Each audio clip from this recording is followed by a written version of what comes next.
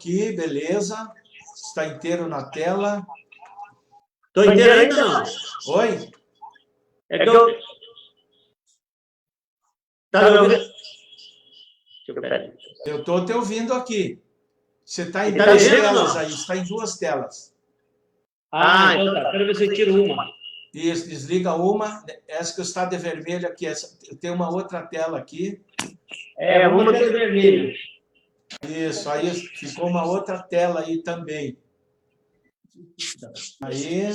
Aí agora está aparecendo legal.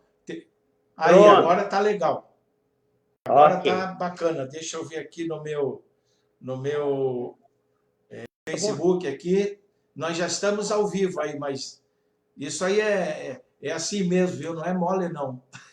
Até pegar o jeito, demora um pouco. Só um momentinho, por favor. Não tem memória para programar.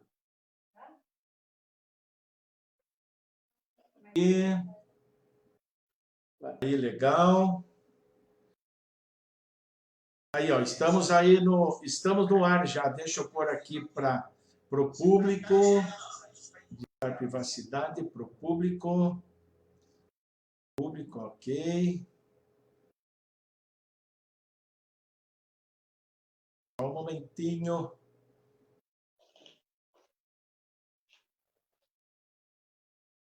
Ele não está indo aqui. Ah, ele já vai. É difícil. Aqui, agora está o público. Legal. Aí, beleza pura. Então, pessoal, estamos iniciando mais um programa, O Ponto da Política. Eu sou o Chicão Somavila, editor deste programa, que vai ao ar da cidade de Pinhais, no estado do Paraná, para o Brasil e para o mundo. Hoje, especialmente para a Itália. Hoje, quarta-feira, 26 de fevereiro de 2020, são 19 horas e 31 minutos. Eu sempre lembro que o áudio deste programa é transmitido pela rádio FM Nova Pinhais, prefixo 98.3, todas as quintas-feiras, às 11h30. E a FM Nova Pinhais vem liderando a audiência pelo Radiosnet há alguns meses. E o bate-papo de hoje, nós vamos falar sobre um bate-papo assim rápido sobre o comércio de vinho italiano, o impacto do coronavírus na Itália, proposta de redução do número de parlamentares, claro, no parlamento italiano, e também sobre a repercussão do governo Bolsonaro naquele país. E para falar sobre esses assuntos, diretamente da cidade de Maiolati Spontini, no país da Bota, está Evandro Martini. Evandro Martini é formado em Teologia pelo Instituto Quadrangular e Administração de Empresas pela Uninter. E no Marketing pelo Instituto Marquesiano de Tutela. Evandro participou ativamente da fundação do partido Rede Sustentabilidade no Paraná e atuou ou exerceu a função de procurador da Marina Silva no estado do Paraná. Boa noite, Evandro. Como está você? Tudo legal? Agradeço muito você ter aceitado o convite aí. Ok, boa noite, buonasera a tutti. E nós estamos aqui na Itália, num momento um pouco apreensivo com essa história do coronavírus, mas nós estamos bem. Aqui a gente está sendo muito bem informado a respeito de tudo que está acontecendo. Hoje eu vou apresentar alguns vinhos da empresa que eu trabalho, que é a empresa Pilandro. É uma empresa vinícola já de mais de 40 anos na região do Lago de Garda, no norte da Itália. Vamos falar também sobre essa interessante redução de parlamentares, de deputados na Itália, né? Vou explicar um pouquinho como funciona aqui para a gente entender como é que funciona a democracia italiana. Legal. Evandro, antes da gente entrar nesse papo mais profundo, eu gostaria que você falasse um pouco sobre a tua ida à Itália, como surgiu a ideia e qual a função que você ocupa hoje aí na Itália, né? E também você morou aqui no município de Pinhais, no estado do Paraná, né? Então, bem, eu vou começar por Pinhais. Certo. Era o ano mais ou menos, era 93, a nossa família decidiu construir uma casa, né? Realizando o sonho da casa própria. E nós nos transferimos dali para Jardim Alto Tarumã. Antigamente era conhecido, tudo era Vila Perneta no começo, se a gente falar anos 90, era tudo Isso. Vila Perneta. É aqui perto Depois onde eu foram. moro, aqui no Conjunto Áquila. Vê só, vê só. Bem, no meu tempo, a gente podia pegar um ônibus que chamava Áquila, que passava na frente do Bar Estrela, na Jacob Macanhã. Perfeito, legal. Então, eu conheci muito bem a região, eu vi muito bem a transformação de zonas rurais de Pinhais em zonas urbanas. Algumas bem planejadas, outras totalmente sem planejamento nenhuma. Eu vi o bom trabalho que o prefeito Luizão fez em Pinhais, não sei se vocês gostam dele, não, mas durante aquele tempo foi um momento importante para Pinhais, e ver a questão de ser uma cidade satélite de Curitiba, como cresceu a indústria, o comércio, principalmente a indústria de transformação em Pinhais, é uma coisa fantástica. Bem, então, eu fiquei até o ano 2000, foram 7 anos em Pinhais, até o ano 2000, quando eu me casei, tornei para Curitiba, morar no bairro do Campo Comprido. E foi interessante minha história em Pinhais. Quando eu cheguei em Pinhais, eu conto uma, que perto de casa eu andava tipo 1 quilômetro, eu ia de bicicleta, e eu comprava leite fresco, né? Leite fresco de vaca, né? Na época, minha mãe fazia alguns tipos de queijo, até era uma coisa, era uma Você curiosidade comprava que eu leite tenho. fresco aonde? Ali na Dona Ana, nos Bordinhão? Foi isso, Putinho, a dona Ana não me veio o nome, porque eu pegava com um homem, agora não sei se era marido da dona Ana, eu Tinha o pegava sempre Jair com alguém. Bordinhon, que era o marido já falecido, e a Dona Ana. Olha, pode ser, eu acredito que seja, era o único ponto que tinha, era bem, bem interessante. Não sei se existem as crônicas de Pinhais, mas é interessante rever as histórias, né? Escritores façam um convite para escrevam as histórias da nossa cidade do Paraná. Legal. Bem, e daí, indo para Curitiba, me casei no ano 2000, em 2006, eu tive um convite para ir, veja só como é a história, eu fui convidado para ir para os Estados Unidos, tinha um trabalho já reservado para mim, trabalhar com drywall nos Estados Unidos, mas eu quis fazer minha cidadania italiana antes de ir para os Estados Unidos, pela questão da facilidade na imigração. E chegando na Itália em 2006, eu conheci o meu cunhado, que é italiano, que é o proprietário da empresa, e como eu falo, tra um bicchiere e altro, né, uma taça de vinho e outro, ele me convidou, mas por que vai nos Estados Unidos trabalhar? Vem trabalhar comigo aqui. Legal. E eu comecei a trabalhar com eles, me alimentando essa paixão por vinhos, que é um mundo maravilhoso e muito curioso. E pronto, de 2006 eu tenho a minha história aqui na Itália. Bacana, muito legal, muito interessante. De Pinhais para Curitiba e depois para a Itália, enfim, conquistando o mundo aí. Deixa eu ver os participantes aqui, que às vezes o delay é um pouco demorado, claro, né? E algumas pessoas conseguem, a gente consegue ler e tem outras que participam e a gente não consegue. Ver o nome, enfim, não aparece por causa do delay, demora um pouco. O Josué Valério está dando um alô para nós aqui, o Wevington Glatt, ô Wevington, um grande abraço para você, dando boa noite, Diane Dalo, lá de Piraquara, também dando uma boa noite, o Odair Rocha e outras 4 pessoas estão assistindo, daqui um pouco, com certeza, atualiza aqui, a gente vê, muito legal, bacana. Vamos ver a marca aí do vinho. Muito legal. Olha aqui. Esse aqui é um vinho que agora eu vou falar da outra etapa da minha vida, trabalhando na empresa. Em 2013, nós tivemos a oportunidade, um convite, um novo investimento da empresa para abrir importadora de vinho em Curitiba. E em 2013 eu fui para Curitiba com a ideia de fundar uma importadora para ajudar a exportar os vinhos da empresa e da Itália para Curitiba. Fomos muito felizes naquele momento, um momento de...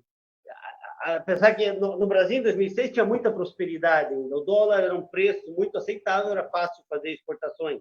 Uhum. E ali nós aproveitamos e iniciamos esse trajeto de exportar vinhos para a Itália, né?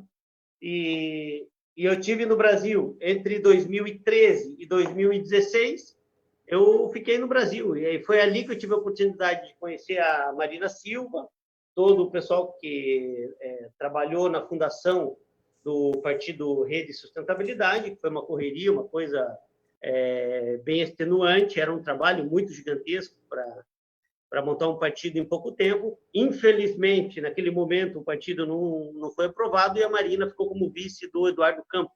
Isso, exato. E depois a gente conhece a história, né? Daí a Dilma ganhou a eleição, foi cassada e hoje nós estamos no Brasil, uma situação curiosa, no mínimo. É isso aí. Bem, então, e daí a semente que foi semeada em Curitiba, ela gerou, por aquisição da nossa família, a Enoteca Passione, que é ali na Saldanha Marinho. Uhum, perfeito. E nós estamos ali, por enquanto, já estamos pensando em mudar de lugar para um lugar mais amplo até, e ali temos nossos vinhos. Essa noite eu achei interessante apresentar um vinho tinto, porque às vezes o branco não aparece bem no computador. Perfeito, perfeito. Né? E nós estamos aí. E, bem, de falar um pouquinho, gostaria de falar sobre vinho, que é a minha paixão, né? É aquilo que me segura na Itália e que é realmente uma das melhores coisas da vida, é trabalhar com aquilo que você é apaixonado. O vinho, para mim, é uma paixão. A música é um grande amor e o vinho é aquela paixão. Acompanhar. É isso aí, legal, muito bacana essa introdução. Bom proveito, Pilandro, Pilandro, é? Pilandro, sim. Legal. Pilandro. Bacana, muito interessante, bonito mesmo. O endereço aqui em Curitiba é na Saldanha Marinho? É na Adega Passione, na Saldanha Marinho. Em breve nós vamos estar abrindo no Uberaba, no Uberaba, na Salgado Filho. Vamos estar transferindo. Legal, muito bacana. Mais espaço para eventos e para a cultura italiana. Ok, legal. Bom proveito aí e vamos para frente. Saúde a quem está escutando, ao Chicão aí, aos moradores de Pinhais. Estou fazendo um brinde aqui, vamos, o barulho legal. Muito legal, muito legal. Bacana. Vamos ver aqui. Já tem aqui mais pessoas que estão... Já temos mais de 10 assistindo e vem entrando, porque ele demora um pouco, né? Mas, Evandro, no Brasil, agora vamos para... Como você já atiçou a vontade de todos com essa bebida dos deuses, segundo a mitologia, né? Que é o vinho, o deus Bacon, né? Então, agora nós vamos aí para as perguntas, né?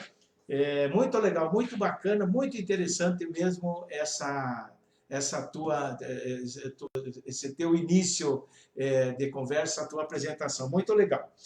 Mas no Brasil nós tivemos o primeiro caso de coronavírus comprovado. Hoje, no dia de hoje, dia 26, é de um homem que esteve aí na Itália há poucos dias. Qual o impacto desse vírus aí na Itália, tanto psicologicamente, socialmente e economicamente? Como que você vê tudo isso? Eu vou te falar uma coisa. Está ruim teu som. Nos casos aí, melhorou.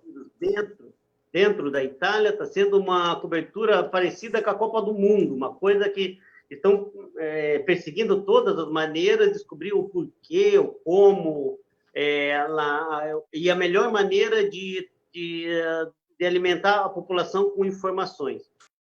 E nesse meio tem muito jogo de poder, um pouquinho uns que esticam de um lado, esticam do outro. E o povo italiano fica no meio dessa briga de quem informa mais melhor, digamos assim. Uhum. Agora, a questão do coronavírus na Itália, e por que está sendo... A Itália está sendo a mais preocupante de toda a Europa. Pois aqui é, nós somos o centro... Não te cortando, parece que já houve 12 mortes e mais de 300 casos suspeitos, é isso mesmo? Ao menos é a notícia que a gente tem por aqui. Sim, sim. Não, eu tenho um pouco de dados aqui. Oh, legal.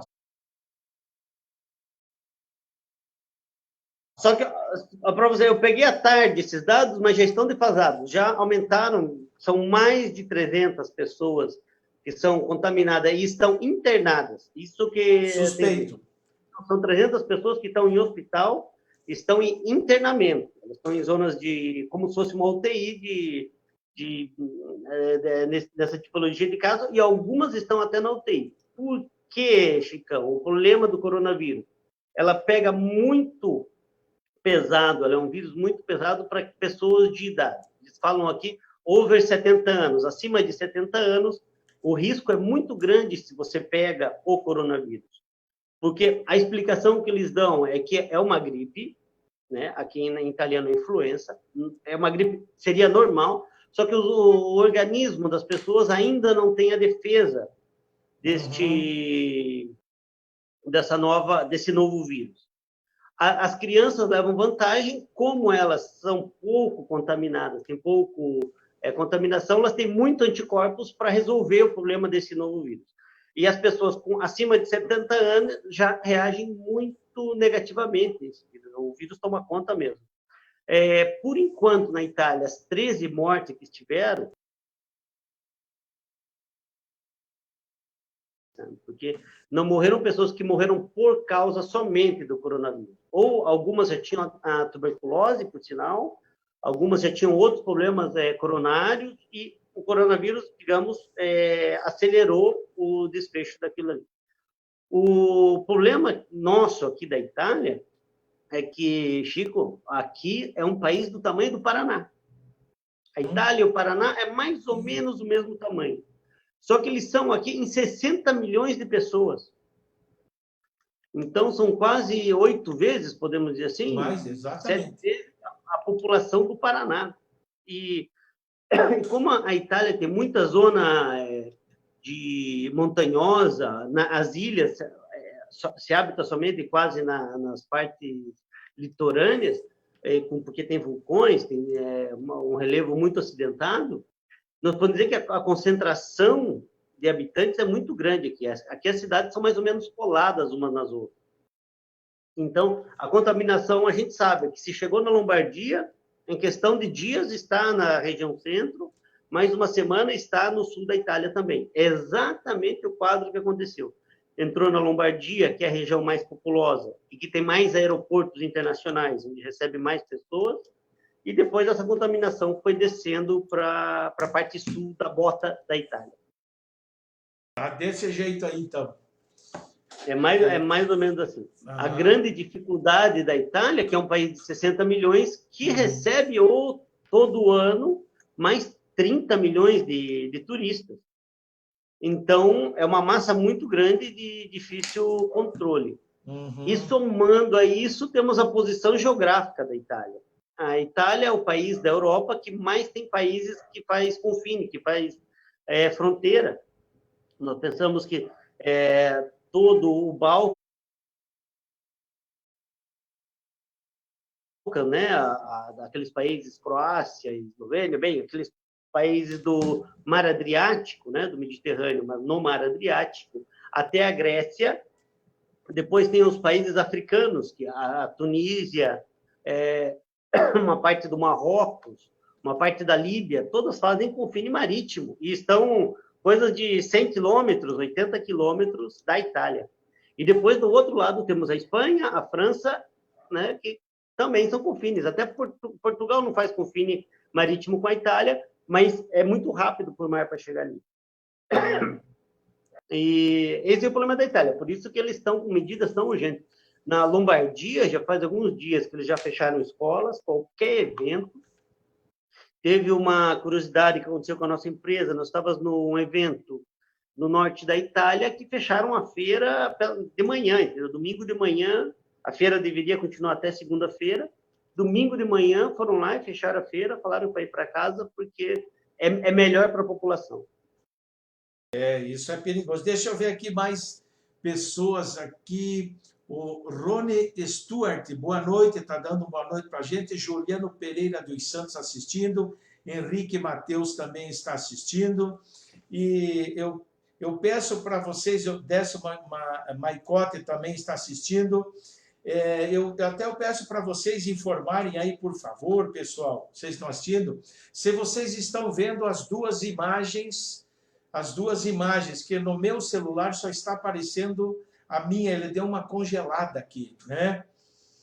Então, para ver se vocês estão vendo as imagens aí, ok? Então, vamos lá.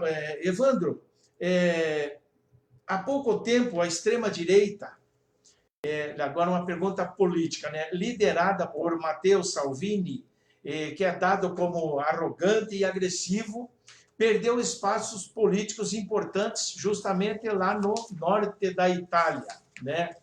O que você teria a dizer sobre esse momento político aí na Itália, sobre o Matteo Salvini, esse espaço que ele perdeu? O que você teria a dizer sobre isso? Ok. Para se entender... Fale mais próximo do microfone. Ok. Para se entender Matteo Salvini, Chicão, temos que entender o partido Lega Norte na Itália. Foi um partido que foi fundado por pessoas que queriam a independência das regiões norte da Itália. Eles queriam fazer um novo país, né, que se chamaria Padania, que é naquela região. É a região mais rica da Itália, que vai de Gênova até Veneza, passando por Milão, Torino. Enfim, a região norte da Itália, eles queriam fazer um partido. E eles eram muito fortes no discurso dele. Eles tinham até certos rituais de pegar a água do rio Po, que é o rio que divide o norte da Itália, do centro da Itália, e jogavam em certos lugares para dizer que aquele era uma espécie de um ritual pagão, uma coisa estranha. Mas eles eram muito convincentes, né, no discurso deles. Nos primeiros anos, eles eram um fracasso de votação, e daí, chegando na metade dos anos 90, eles começaram a ter uma certa importância. Tiveram muita importância dentro do governo do Berlusconi, né? Até eles fizeram cair uma vez o governo do Berlusconi, que aqui é um sistema parlamentarista. Se você não tem a maioria do Congresso, vamos falar, né, no linguagem mais brasileira, você não se mantém no governo, eles trocam o governo. E eles fizeram cair uma vez o governo Berlusconi, e aquilo ali, a direita conservadora da Itália rompeu um pouco com essa direita mais extrema. E o Salvini representa um discurso mais extremo ainda desse discurso. Eles abriram mão dessa independência do norte da Itália e abraçaram um discurso de poder, entendeu? E o discurso deles é o discurso fácil, é culpar o imigrante pela desgraça da Itália, culpar políticos pela corrupção. É a xenofobia, o discurso dele, calcado na xenofobia. A xenofobia, eles são o número 1 desse discurso. E esse discurso, o problema é que alimentou como uma cobra venenosa, né? O veneno sempre se volta contra, porque alimentou grupos de mais extrema direita ainda. Se viu nascer certos grupos políticos até com as ordens e as cores e as bandeiras do velho fascismo de Mussolini. Então, ficou um pouco absurdo em certo momento. Mas falando de Salvini hoje, Salvini cresceu e foi para o governo, o 5 Estrelas, o movimento 5 Estrelas, que ganhou, teve a maioria dos votos, mas não a maioria do Congresso, do Congresso italiano. Para eles governarem, eles tinham que se juntar com alguém. A esquerda não quis num primeiro momento, eles se juntaram com o Salvini e montaram um governo. Durou um ano e pouco, e o Salvini é uma espécie de Bolsonaro, assim. Eles falam cada absurdo, né? Ele faz umas coisas muito absurdas, assim. E só que o italiano não tem um nível cultural um pouquinho mais alto que o brasileiro e não aceitaram aquele discurso tão fácil, tão crítico a imigrante ou a certos setores. E, enfim, saiu do governo do Cinco Estrelas, que fez uma nova aliança com o Partido Democrático, que é o partido hoje de esquerda na Itália, a esquerda moderada. Então, e montaram esse governo com o Conte, que o Salvini ficou muito bravo, critica todas as situações. Mas Salvini não pode esquecer que quando ele foi o ministro do exterior na Itália, ele proibia naves de salvar pessoas, entende? E ele vamos colocar um termo brasileiro, ele queimou a cara com isso aqui na Itália. A Itália sempre foi um país receptivo, tanto com turista quanto com imigrante.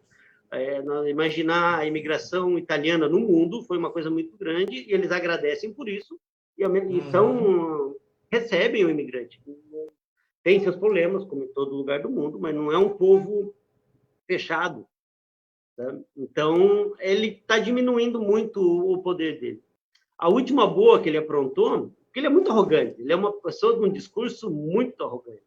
Teve umas eleições regionais na Emília-Romanha, que é uma zona também muito rica e está numa tradição industrial muito grande. E de grandes investidores, grandes capitalistas investem naquela região ali, e ele achou que ele ia ganhar a eleição, e ele já começou com um discurso de já ganhou. Levou uma invertida que o partido dele ficou, acho que, em terceiro lugar. Ele perdeu feio lá, né? Foi feio para ele. Então, ele perdeu muito a credibilidade dele. E andou fazendo algumas palhaçadas. Tem uma coisa que vocês virem na internet, é para rir. Ele bateu num interfone de um suposto traficante querendo comprar droga do cara. Quer dizer, ficou uma coisa ridícula, sabe? Óbvio, se for dizer que é coisa de moleque, a gente ofende os moleques, né? Exatamente. Coisa bem... ficou muito feia para ele como italiano, como político, se rebaixar isso. Então, eles estão ainda nas bordas do poder, sabe? Mas na região norte eles têm o voto garantido deles. E a gente espera que essa onda xenófoba, vamos dizer assim, né, que quer todo esse problema com o imigrante, que ele diminua ou desapareça, ou pelo menos seja mais respeitado essa situação aqui na Itália. Interessante, hein? Realmente a extrema-direita é um problema para o mundo, né? Que a direita e a esquerda ainda elas conseguem conversar, conseguem discutir, pode ter até um diálogo mais ríspido, mas a extrema-direita ela peca muito, ela é muito agressiva, né? Não é verdade? É o que representou aí o Salvini aí, em relação aos imigrantes, né? Aos migrantes, né?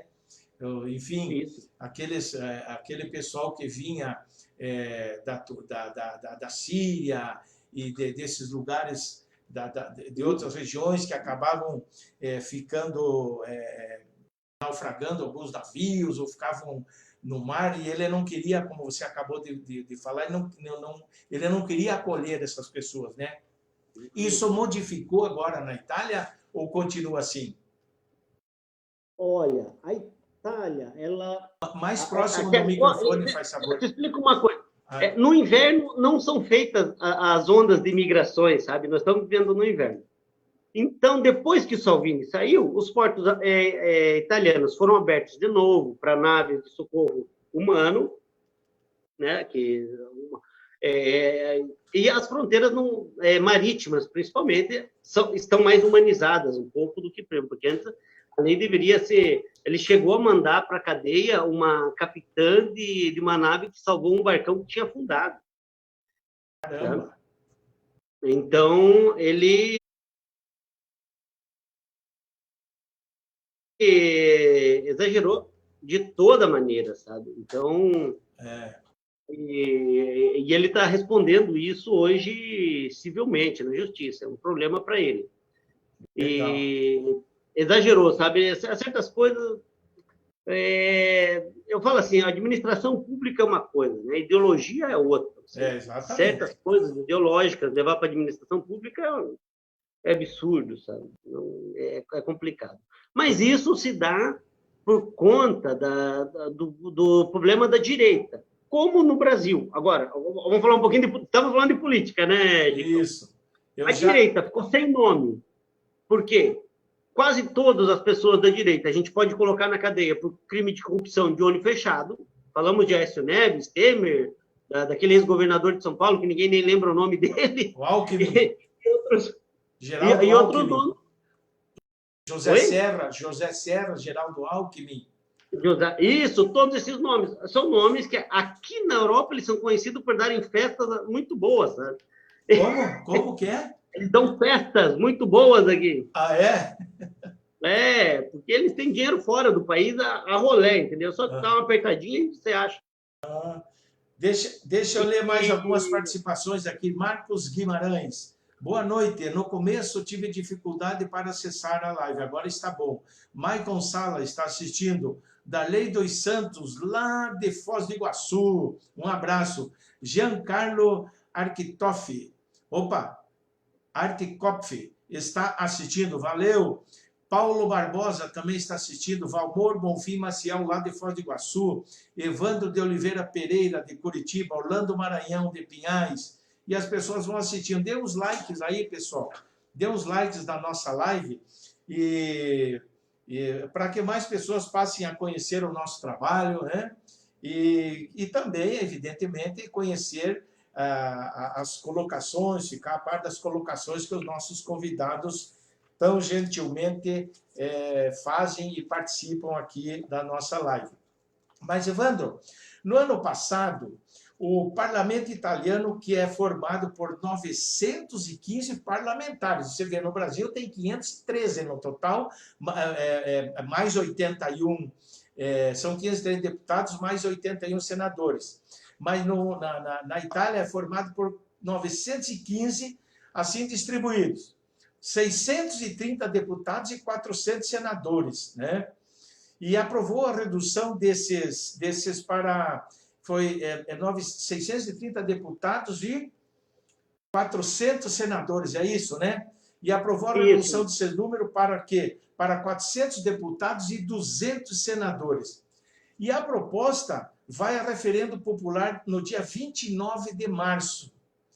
Qual a sua opinião sobre essas reduções? Como o povo italiano está lidando, está encarando essa parada? Então, primeira coisa, eu queria mandar um abraço para o Rony Stewart, que acho que ele está ouvindo o nosso programa lá de Belém do Pará. Legal, um grande abraço para o Rony, lá de Belém do Pará. Isso. Essa é a vantagem de ver uma bela tecnologia, né? Leia os nomes dos teus amigos que estão te acompanhando aí, se tiver, fique à vontade, se você tiver aparecendo, tá ok? Tá bom. Olha, essa questão da diminuição da quantidade... Eu vou explicar um pouquinho por que eles querem fazer isso, porque a Itália é uma democracia muito confusa, incomparável com a brasileira, porque é uma democracia muito jovem também, e eles estão querendo dar uma arrumada nisso. A Itália é uma república que ela é república do final da guerra para cá. Então, é uma república de 80 anos, não mais do que isso. E eles estão querendo melhorar um pouquinho a democracia deles. Hoje, na Itália, quer ver? São 630 deputados. Desses 630, 76 são deputados em Roma e também no Parlamento Europeu. São 73 deputados desses 600 que vão compor a representação italiana no Parlamento Europeu. A democracia deles é voto distrital. Cada região, micro-região, tem o seu representante. Por isso, hoje, na Itália, são 630 deputados que representam 630 regiões da Itália. Ou regiões urbanas ou regiões rurais, ou bacias de rios, como eles gostam de dividir aqui. Tá? Então, são divididas assim. E o peso da política na Itália, o peso da democracia na Itália é um custo elevado. Só para vocês entenderem, a Itália tem o tamanho do Paraná, 60 milhões de habitantes, eles são divididos em mais de 80 mil municípios. No Brasil inteiro, são 5 mil municípios. Na Itália, são 8.094 municípios. 8.094 municípios, ou comunes, que eles chamam aqui. E para abastecer todo essa gente, eles, de vez em quando, eles têm que dar uma reduzida. Para vocês terem ideia só, vou passar um número assim, ó, são 630 deputados hoje, mais 315 senadores eleitos. Uhum. Eles têm mais 50 senadores vitalícios. São convidados pelo presidente da República a serem senadores à vida. Durante toda a vida, eles vão ser senadores, enquanto eles estiverem vivos. Com todas as regalias que um senador pode ter. Eles têm mais as regiões italianas, que são 21 regiões italianas, que elegem 21 governadores, né, dessas regiões, mais 120 conselheiros regionais, mais os 8.000 prefeitos que eles têm que eleger, têm que pagar um salário para essa gente, mais 120 mil, veja só, 120 mil conselheiros, que é o equivalente ao vereador. Mamma mia! 120 mil, e daí isso tudo mais 350 mil assessores, que não são concursados, que são convidados na administração pública. Então, o sistema italiano, por ele ser um sistema baseado na representação antiga, está sendo muito pesado. A vantagem que eles têm aqui é que pequenas prefeituras de poucos habitantes não recebem salário, ou um salário muito baixo, ou uma ajuda de custo muito pequena. Mas, mesmo assim, se você pensar de 8.000 prefeitos que recebam uma pequena verba, já diventa uma grande verba, vira um grande recurso tomado do Estado para esse pessoal. Então, de vez em quando, eles têm que dar uma ajeitada nisso aí. E aqui, como é distrital, tem que ter uma organização política no distrito. A minha região aqui, por exemplo, se reúne em 35 municípios para eleger um deputado, aquilo que seria um deputado federal. Né? Eu acho muito interessante isso, porque a gente leva os problemas... Chicão, está abrindo um monte de tela aqui. Tipo. Pois deu um problema aqui na transmissão, deixa eu ver aqui. Aí saiu... Então, eu vou continuar falando. Isso, continua aí, continua. Aí, ó. Okay. Pode falar. Ok, deu uma cortadinha no áudio, mas ok. Então, aqui eles querem cortar. Agora, começou, essa discussão está muito tímida. Aqui, esse tipo de votação, que é para aprovar essa lei desse corte, ela tem que atingir um mínimo de 50% dos eleitores tem que votar. Perfeito. Ou a favor ou contra. E como está todo mundo achando que não vai dar quórum a votação, porque, por enquanto, esse movimento está sendo um pouco apagado pela história do coronavírus. Então, se acredita que talvez essa eleição, esse referendo, não seja dado como positivo, nem para quem diga sim, nem para quem diga não. Se ele não atingir 50% mais um, ele é desconsiderado. Uhum. Já aconteceu no passado várias vezes isso na Itália, de o tema não abrangir, não chegar a promover uma comoção pública das pessoas votarem. Agora, o coronavírus piorou. E se nós voltamos, né, à história da política italiana de hoje, que é um governo que está se segurando ali, todo mundo fica achando que está caindo, é mais provável que não vai dar quórum essa votação. Talvez, em cima da hora, o italiano também se esquenta a cabeça. As coisas aqui mudam muito mais rápido a questões políticas e sociais, assim. Porque o corte que está sendo proposto é somente um corte de número. Não, a lei não diz que os gastos vão diminuir, somente que o número vai diminuir. Então, essa é a questão das pessoas que dizem, mas não adianta nada. Você hoje gasta tantos milhões para manter 600, abaixar para 400, vai gastar o mesmo tanto? Não tem... Não tem cabimento. O gasto deveria ser menor também. Então, por enquanto, está parecendo uma malandragem de político que quer ganhar mais. E isso está acontecendo, é um discurso muito normal entre os italianos. A parte interessante, que no Brasil, eu me lembro quando teve, ainda acho que era a época do Lula, que teve a questão das armas no Brasil, né? Tudo foi muito politizado, cada partido tinha sua opinião e não tinha um debate muito aberto. Aqui na Itália, esse tipo de assunto não é partidário. Se vai na televisão alguém falar, se é um professor que vai falar a favor, por lei é obrigatório ter um outro professor falando contra. Sabe? É uma questão de lei. A democracia deles aqui é muito dualista.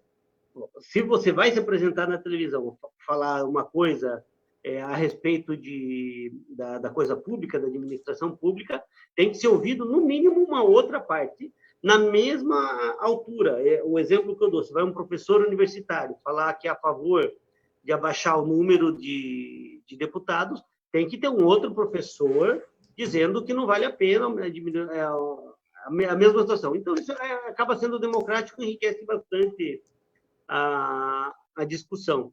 Então, está todo mundo agora com o coronavírus, não se sabe se vai acontecer essa eleição e eles podem prorrogar ainda até o mês de abril, se eu não me engano, eles podem prorrogar essa votação. Perfeito. Mas, hoje, se me perguntarem o que vai acontecer, eu diria que não vai ter quórum para passar essa lei. Para esse referendo. Vamos com 630 deputados. Legal. Mas o povo vai ser consultado dia 29 de março, não? Sim. Tudo, na Itália, mais ou menos, tem um plebiscito uma vez por ano. Tá? É mais ou menos uma regra democrática deles aqui, que quando a oposição não é muito contente ou a situação está tendo problemas em aprovar algum plano, principalmente nessas questões administrativas, eles fazem os referendos, fazem os plebiscitos para aprovarem. Teve um muito interessante, que o Renzi, que foi eleito presidente há 4 anos atrás, ele tentou acabar com o Senado. Ele fez um referendo dizendo que acabaria-se os senadores. Acabaria uma Câmara da República, ficaria somente os deputados. E a lei não foi aprovada. Teve um plebiscito, não teve voto suficiente e não foi aprovada. Ele saiu do governo, ele entregou o cargo de primeiro-ministro e voltou para a vida política, não administrativa mais. E aqui na Itália é normal isso. Então, dessa vez, está sendo muito suave ainda esse discurso. O discurso vai se acalorar um pouquinho mais nos últimos 15 dias. Mas hoje eu te digo, o povo italiano está, aqueles falam assim, está se menefregando de com esta coisa. Isso aí. Eles não têm muito interesse, por enquanto. Legal. Deixa eu ver aqui, e a proposta, né, você tocou ali também, essa do referendo, né, é do Movimento 5 Estrelas, né, que você fala. Esse aí, né?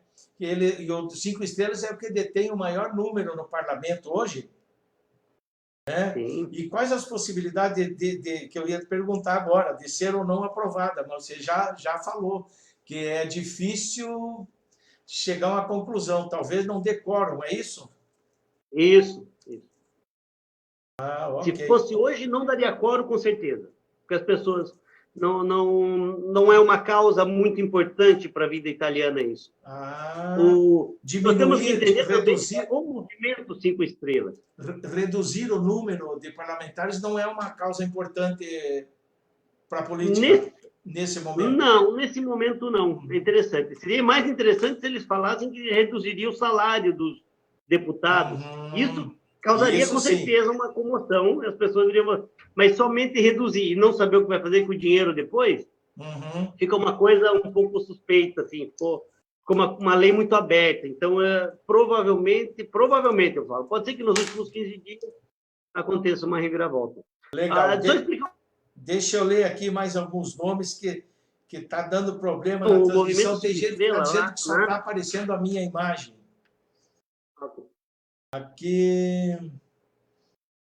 Aqui, deixa eu ver.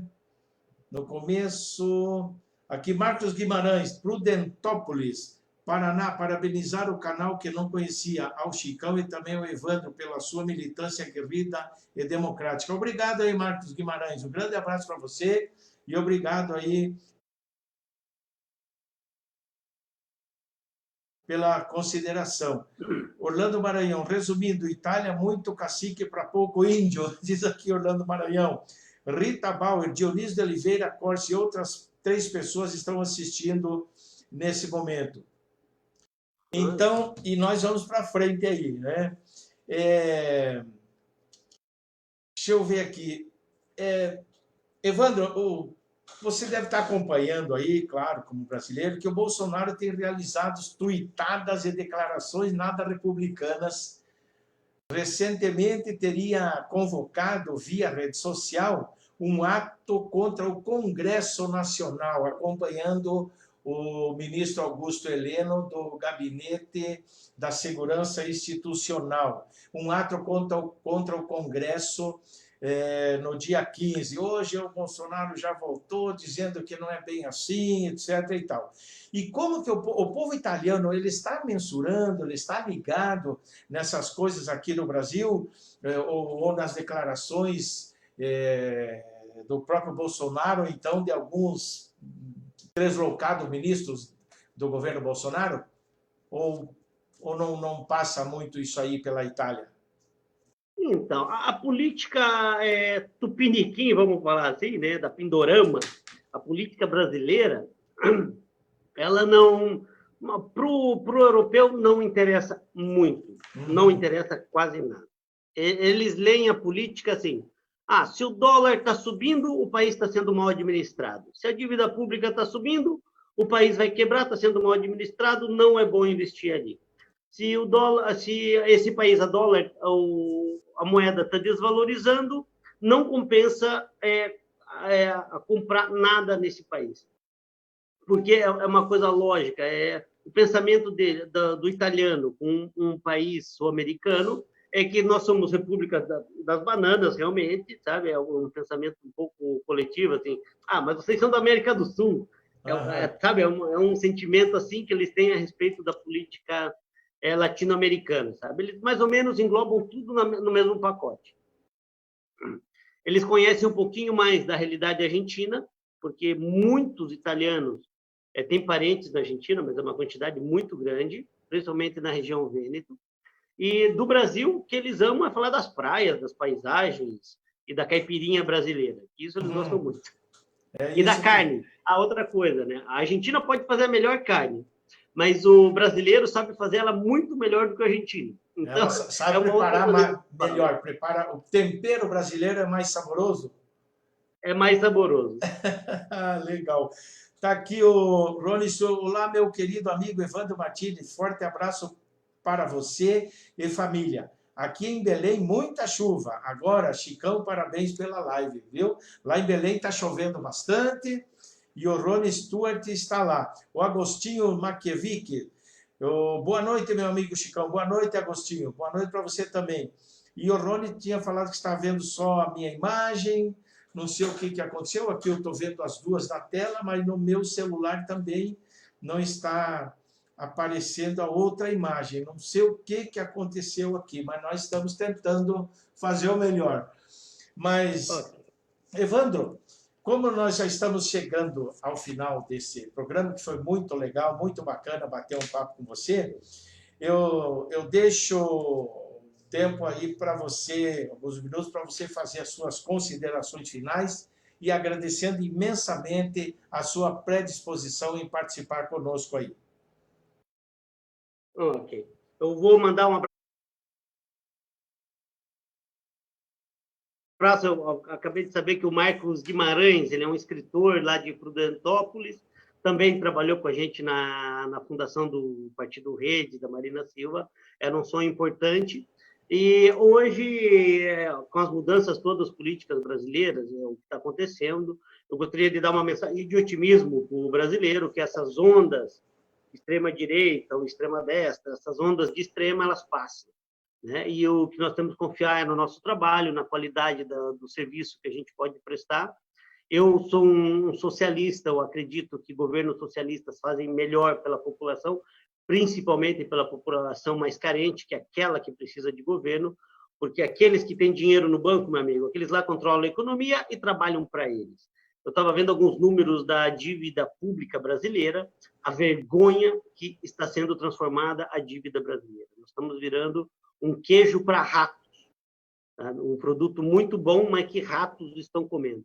Então, e quando a gente vê o dólar subindo, é porque muitas pessoas sabem disso e têm a informação e estão tirando seus investimentos no Brasil, porque uma hora, se continuar esse governo irresponsáveis com as contas públicas, isso vai quebrar o país. Então, todo mundo, o mundo inteiro sabe, está tirando o dinheiro do Brasil e o dólar tem que subir, porque eles têm que comprar dólar para pagar dívida.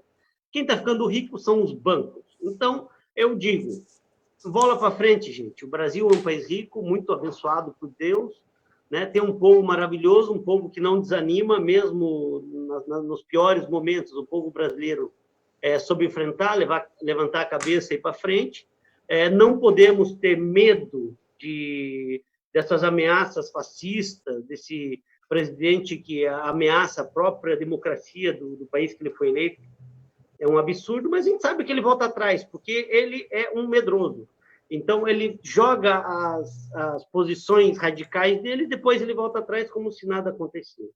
Um dos momentos mais vergonhosos que eu tive vergonha de ser brasileiro foi aquele ministro, secretário da Cultura, que fez aquele vídeo baseado em Goebbels. Aquilo ali, quando eu mostrei para um americano, desculpa, para um italiano, ele perguntou se aquele homem tinha ido para a cadeia. Era a única pergunta que ele falou, mas ele foi para a cadeia? Sabe? Porque depois de fazer uma coisa daquela ali, é vergonhoso, sabe? A Europa sofreu demais na mão desses extremistas de direita. A gente não quer que isso volte para o Brasil, ou que nós tenhamos que ver nossos familiares, amigos, e nossa gente sofrer na mão dessas pessoas que unicamente buscam seus benefícios próprios. E a gente sabe disso. Chicão, fica um abraço para você, para todas as pessoas que deram um ok aí. Um abraço para quem está ouvindo na rádio também, espero que esteja transmitido na rádio. E fica o convite para conhecerem a Adega Passione, que hoje está na Saldanha Marinho, mas em breve vai para Salgado Filho, conhecer os vinhos da Pilandro, a empresa que o Evandro Martini trabalha aqui na Itália. Valeu! Um grande abraço para você. Fechamos aqui, ó. É isso aí. Um grande abraço para você e obrigado por ter aceitado o convite. Um grande abraço para você e para toda a tua família aí. Valeu?